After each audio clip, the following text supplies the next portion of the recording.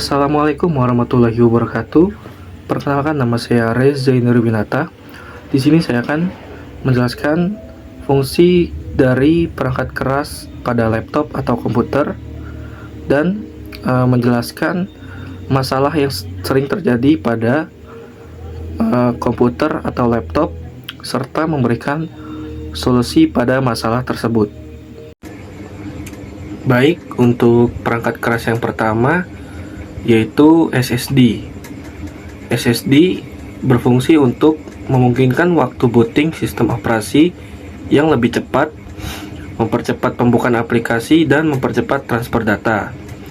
Masalah yang sering terjadi pada SSD dan solusinya yaitu yang pertama, SSD tidak terdeteksi.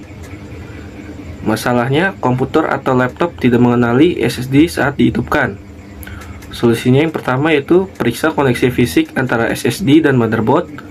Pastikan kabel data dari daya terhubung dengan baik. Ketiga, coba gunakan port SATA atau slot M2 yang lain. Baik, untuk perangkat keras yang kedua yaitu baterai. Baterai berfungsi memungkinkan laptop digunakan tanpa harus terhubung ke sumber listrik, memberikan kebebasan mobilitas bagi pengguna. Masalah yang sering terjadi pada baterai di laptop yaitu yang pertama, baterai cepat habis. Solusinya yaitu lakukan kalibrasi baterai dengan mengisi penuh lalu gunakan hingga habis dan isi penuh lagi. Yang kedua, periksa pengaturan daya pada sistem operasi dan sesuaikan untuk mode hemat energi. Yang kedua yaitu selanjutnya fungsi perangkat keras yang ketiga yaitu speaker pada laptop. Berfungsi untuk memutar berbagai jenis audio seperti musik, video, panggilan suara, dan notifikasi sistem. Masalah yang sering terjadi pada speaker laptop adalah yang pertama, tidak ada suara. Speaker tidak mengeluarkan suara meskipun volume sudah dinaikkan. Solusinya, pastikan volume tidak dalam kondisi mute dan sudah dinaikkan baik melalui tombol fisik maupun pengaturan sistem. Baik, selanjutnya perangkat keras selanjutnya yaitu fan cooler. Berfungsi untuk mengeluarkan panas yang dihasilkan oleh komponen internal seperti prosesor CPU dan kartu grafis GPU, menjaga suhu operasional tetap dalam batas aman. Masalah yang sering terjadi yaitu fan berbunyi keras. Solusinya, buka bagian belakang laptop dan bersihkan fan dari debu dan kotoran menggunakan udara bertekanan atau kuas kecil. Selanjutnya ada WiFi card. WiFi card berfungsi untuk terhubung ke jaringan nirkabel WiFi dan mengakses internet tanpa memerlukan kabel. Masalah yang sering terjadi yaitu WiFi tidak terdeteksi. Solusinya, pastikan tombol WiFi pada laptop dalam posisi aktif. Beberapa laptop memiliki saklar fisik atau tombol fungsi FN plus kombinasi tombol untuk mengaktifkan WiFi. Selanjutnya, prosesor. Prosesor berfungsi untuk menjalankan instruksi dan mengolah data. Ini mencakup segala sesuatu mulai dari perhitungan, matematika, hingga eksekusi program. Masalah yang sering terjadi pada prosesor yaitu yang pertama, overheating atau panas berlebih.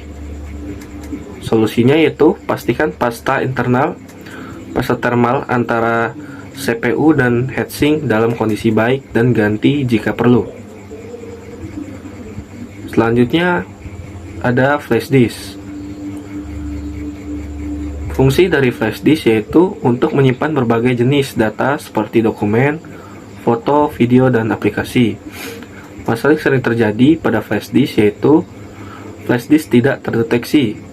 Solusinya, coba hubungkan flash disk ke port USB yang lain. Pastikan port USB berfungsi dengan baik.